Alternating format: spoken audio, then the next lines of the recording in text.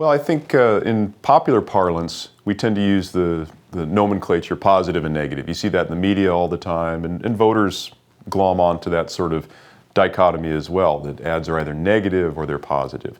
And if you use that, and some media organizations do, and a few scholars still cling to the positive-negative dichotomy, you'll find that, for instance, in the last presidential election, the Washington Post rated 91% of the presidential ads as negative. And I think that's why this popular perception comes to take hold. However, we in political science tend to use a slightly more subtle distinction. There are some that have 5 or 6 or 7 different categories of ads. Most commonly, you have what we call advocacy ads, you have contrast ads, and then attack advertisements. So we use a threefold characterization of political advertisements. And they're actually, advertisements in any given election are spread roughly evenly across these three. Now, it varies a lot by context.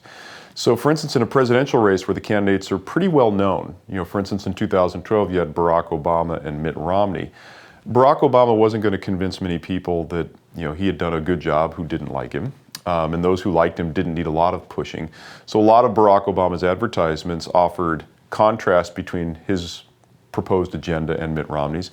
And a lot of them were attacks on Mitt Romney, the 47%, Romney was out of touch, these sorts of things. And so now a contrast ad oftentimes is sort of construed as negative.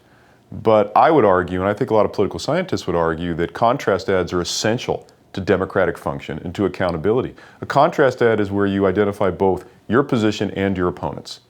And now obviously if you're sponsoring the ads, you want a favorable contrast. I have a popular position, he or she has a less popular position. That's, in our view, in the view of political science, that's not necessarily a negative ad. In fact, that's a necessary purpose of a campaign, is to define differences across important issue dimensions. But I think in the construction of these contrast ads, they sometimes come across as negative. Obviously, they're looking to portray one candidate to an advantage, and so a lot of those get conflated with negative ads. But we try to keep them separate. Advocacy ads are obviously ads that purely state the positions, positive, prospective positions of a particular candidate. Then you have those contrast ads, and then the pure attack ads. As far as democratic function goes, I think the concern of citizens and people who are doing policy analysis is on these attack ads.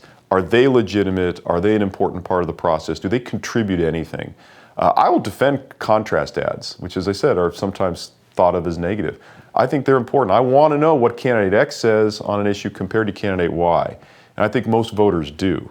Right? So the lion's share of ads, I said now they're roughly evenly spread across these different categories, but in the high-profile races, Senate, governor's race, even presidential, you see a lot of contrast ads, higher proportion of contrast ads in those high-profile races.